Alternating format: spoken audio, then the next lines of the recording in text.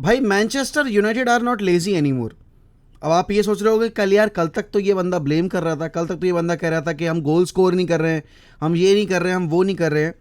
देखो, goal score ना करना आपकी लेजीनेस नहीं झलकाता, गोल स्कोर ना करना आपकी इनकेपेबिलिटीज झलकाता है अटैकिंग फेज में। लेकिन जो शिकायत यूनाइटेड फैंस की ब्रेंटफर्ड वाले गेम में या फिर आपके ब्राइटन वाले गेम में रही थी, वो आपके पिछले 3 गेम में गायब हो गई है। हमने लिवरपूल का आउटरन किया, हमने साउथहैम्पटन को आउटरन किया और हमने लेस्टर का आउटरन किया। और ये आप तब करते हो जब आपका फिटनेस लेवल इंप्रूव हो रहा हो। आप देख रहे हो कि हमारा डिफेंसिव, जो हम एक तरीके से डिफेंसिव वल्नरेबिलिटीज थी उनको ओवरकम कर गए हैं। हमारा डिफेंस आज के टाइम में, अगर मैं बात करूं पिछले 3 गेम में, पर गेम इंप्रूव होता जा रहा है। लिवरपूल वाले गेम से साउथहैम्पटन वाले गेम पर आते आते हमने अपना डिफेंस थोड़ा सा और बेटर होते देखा, और साउथहैम्पटन वाले गेम से लेस्टर वाले गेम में आते आते हमने और इंप्रूव होते देखा। जहां लिवरपूल के अगेंस्ट हमने मैक्सिमम चांसेस बनते देखे अपने अगेंस्ट, वहाँ साउथहैम्पटन में उन चांसेस का जो क्रिएशन रेट था वो और कम हो गया। और लेस्टर में आते थे वो क्रिएशन रेट एकदम से हमने, अगर मैं ये कहूँ तो हमने काउंटर बैलेंस कर दिया, क्योंकि जितने हमने चांसेस कंसीड किए अगेंस्ट ब्रेंटफर्ड और ब्राइटन, उसके आधे के भी आधे हमने कंसीड नहीं किए हैं, अगर मैं दोनों गेम का मिला के बात करूँ, साउथहैम्पटन और लेस्टर की। और आखिर इसके पीछे वजह क्या है? आखिर हम ये जो अभी इस वक्त पे गेम देख रहे हैं उसका रीज़न क्या है? हमने देखा कि डेहिया ने अभी जो अपना नॉर्मल अप्रोच था सीज़न के शुरुआत में, जब वो शॉर्ट पासेस खेल रहे थे, जब वो बेसिकली प्रेशर इनवाइट कर रहे थे, अब वो क्यों नहीं कर रहे हैं ये? तो उसके पीछे रीज़न ये है कि एरिक टेन हैग ने इस पॉइंट ऑफ टाइम पर ये अप्रोच इसलिए एक तरीके से अपॉइंट किया है, या फिर मैं ये कहूँ इनहेरिट करने की कोशिश की है, क्योंकि उनकी समझ में अभी 3 पॉइंट जीतना ज़्यादा ज़रूरी है, जो जिससे आप और मैं बिल्कुल एग्री करेंगे। लेकिन डेविड डिया के इस अप्रोच से आपका जो अटैकिंग फेज में एक बिल्डअप होता था वो ज़रूर किल हुआ है। लेकिन यहाँ पर एक चीज़ जो यूनाइटेड ने बहुत हद तक इम्प्रूव किया वो है उनका ट्रांजिशन फेज में बिल्डअप। अब यहाँ पर अगर मैं सेंटर बैक्स की बात करूँ तो लास्ट ईयर जब तक मैग्वायर रहते थे, he used to carry the ball. अगर मैं मार्टिनेज की बात यहाँ पे करूँ, क्योंकि वरान अलॉन्ग साइड मैग्वायर खेल रहे थे, लेकिन Varane alongside Maguire was a different player. He use to panic, और वो मैग्वायर को कवर करने के लिए ज़्यादातर अपने स्पेसेस वैक्यूम करके आगे निकल जाते थे, या फिर उनको ये पता था कि उनका सेंटर बैक जो पैर है या सेंटर बैक पार्टनर जो है वो बॉल कैरी करने के लिए ज़्यादा अपने आप को तैयार रखता है, रेदर देन फोकसिंग ऑन कि मुझे डिफेंसिव एरियाज में ज़्यादा वर्क करना है। चाहे हम लिवरपूल वाला गेम उठाकर देखें, चाहे हम मैन सिटी वाला गेम उठाकर देखें, चाहे हम लेस्टर, वॉटफोर्ड, जितने भी गेम्स हमने गोल मैक्सिमम कंसीड किए, उन सारे गेम्स में एक चीज़ कॉमन थी, वो ये था कि हमारे सेंटर मिड प्लेयर्स की पोजीशनिंग बहुत वल्नरेबल थी, और हमारे सेंटर बैक के उस एरिया को जिसको हमें सॉलिडिफाई करना था, उस केस में मैग्वायर टैकल्स के लिए रश कर उसको और वल्नरेबल बना देते थे।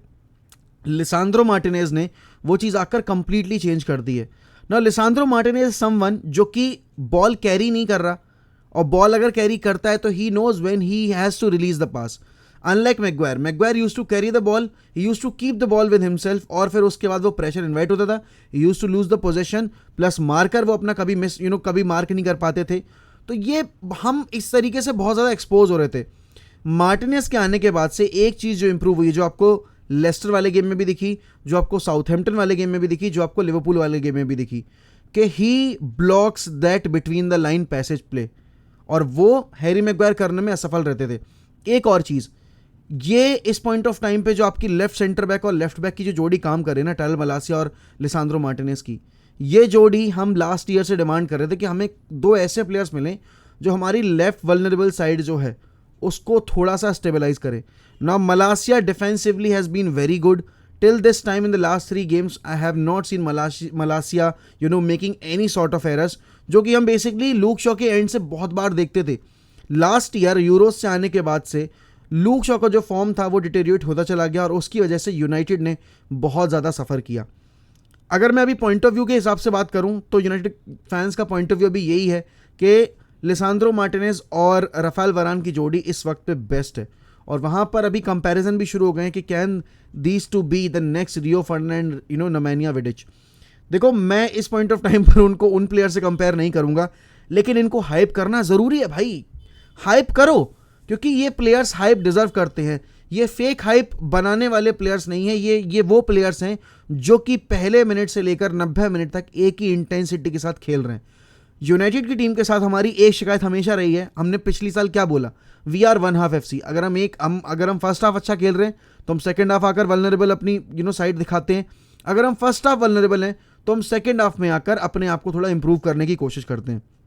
लेकिन एक चीज़ की शिकायत जो मुझे यूनाइटेड और एरिक टेन हैग से इस सीज़न अभी तक 3 गेम में नहीं रही है, मतलब हमने खेले कितने, 5 गेम खेले, लेकिन पिछले 3 गेम में नहीं रही है, वो है इंटेंसिटी। हमने अपनी इंटेंसिटी ड्रॉप नहीं होने दी in terms of defensive areas. Offensively हम आज भी उतने ही वल्नरेबल हैं जितने हम थे, क्योंकि हमारे गोल्स जो हो रहे हैं वो दीज आर नॉट इनफ, ठीक है ना। वहाँ अर्लिंग हालैंड ने 9 गोल स्कोर कर दिए, आपने अपने पूरे सीजन में अभी तक 5 गोल स्कोर किए हैं, जिसमें से आपके एंड से सिर्फ 4 गोल आए हैं, क्योंकि एक गोल ब्राइटन के अगेंस्ट ओन गोल आया था। तो यहाँ पर यूनाइटेड का जिस तरीके से डिफेंसिव डेवलपमेंट हुआ है, उसकी वजह से आपकी जो मिडफील्ड की वल्नरेबिलिटीज़ थी वो भी बहुत हद तक कवर अप हो रही हैं। और इसका मैं रीज़न देता हूँ क्यों, क्योंकि अभी तक आपने कैसेमीरो को नहीं खेला है, तो आप ये नहीं कह सकते कि कैसेमीरो के आने से ये चीज़ हुई है। हमने इतने बार ये चीज़ बोला कि जो मिडफील्ड अगर इंप्रूव हो जाएगी तो हमारा डिफेंस इंप्रूव हो जाएगा। कायदे में एरिक टेन हैग ने उल्टा करके दिखाया है। एरिक टेन हैग ने ये कहा कि मैं डिफेंस इंप्रूव करूंगा, जिसकी वजह से तुम्हारा मिडफील्ड जो है वो और इंप्रूव होता दिखेगा तुम्हें, और वो चीज़ हुई है।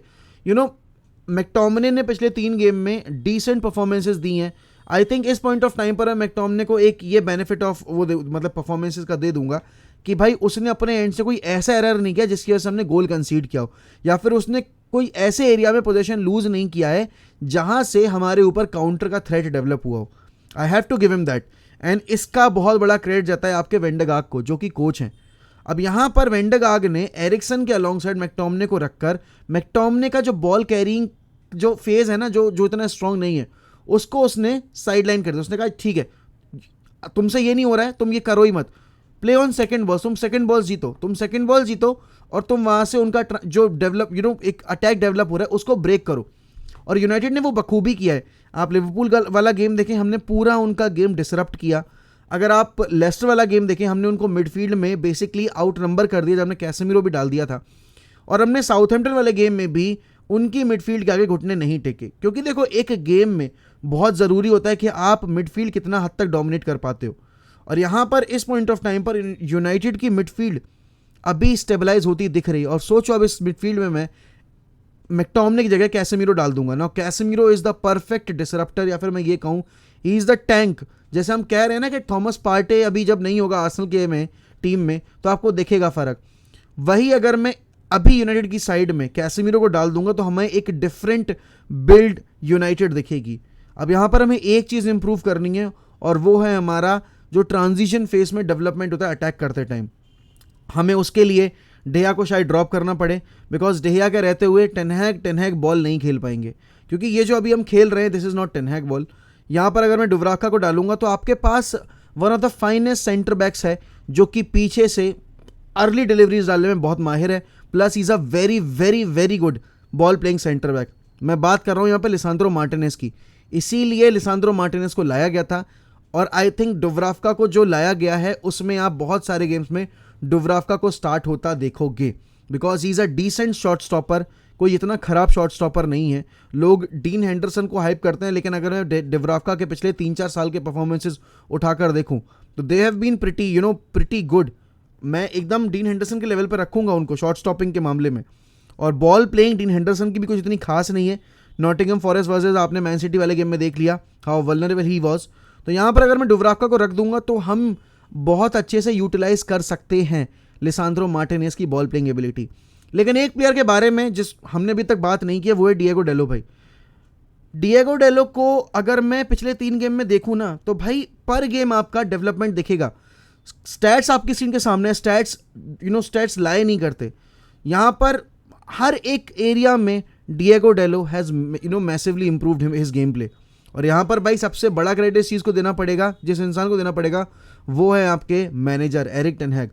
हम सबको पता है कि डिएगो डेलो डिफेंसिवली इतने स्ट्रांग नहीं है, लेकिन डिएगो डेलो के डिफेंसिव नंबर्स को अगर अभी मैं देख रहा हूँ तो आई एम लिटरल शॉक, क्योंकि मैं कभी एक्सपेक्ट ही नहीं करता डिएगो डेलो से। But if Ten Hag can make him look so good, imagine ये टीम आगे चलकर जब डेवलप होगी, अगर 10-15 गेम के बाद, तो हमें कौन सी यूनाइटेड देखने को मिलेगी?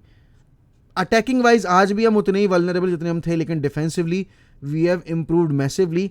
आई जस्ट होप कि मैं जिंक्स नहीं कर रहा हूँ, लेकिन finally I think United have found their perfect backline pair. अगर मैं बात करूँ सेंटर बैक के मामले में, and Malacia has been literally very good. Put Casemiro in there. Ericsson has been the best midfield signing you could have asked for, and his numbers don't lie. Bhai, I am literally very happy that we signed each and every player Erik ten Hag demanded for. Erik ten Hag की एक signing ने अभी तक disappoint नहीं किया है. बाकी बची जो 3 साइनिंग है वो हम आने वाले वक्त में देखेंगे कैसा परफॉर्म करेंगी. और उसमें मैं सबसे ज़्यादा हाइप्ड अप हूँ अगर वो हूँ एंटनी के लिए, कि एंटनी आकर कैसे राइट विंग की जो जिम्मेदारी है या दारोमदार है उसको संभालेंगे. आई डोंट नो आप लोगों की क्या राय है भाई हमारे रीसेंट साइनिंग्स को लेकर, but I think Lisandro Martinez, Licha and Varane की ये जोड़ी भाई हाइप डिजर्व करती है. और अगर हम हाइप नहीं करेंगे भाई तो फिर जो इररिलेवेंट प्लेयर्स को हमने हाइप कर रखा है वो काफ़ी गलत होगा. तो मैं कह रहा हूँ हाइप करो लिसांड्रो मार्टिनेज वरान की इस जोड़ी को. पता चलना चाहिए दुनिया को कि भाई चलो फाइनली यूनाइटेड के सेंटर बैक्स जो हैं वो अच्छा परफॉर्म कर रहे हैं. एंड यूनाइटेड का जो फैन बेस है वो इन सेंटर बैक्स की जोड़ी को बैक कर रहा है, वो अपने मैनेजर को बैक कर रहा है. देखते हैं आने वाले गेम में क्या होता है. बाकी I am confident that we will get all 3 points, but let's see how it goes.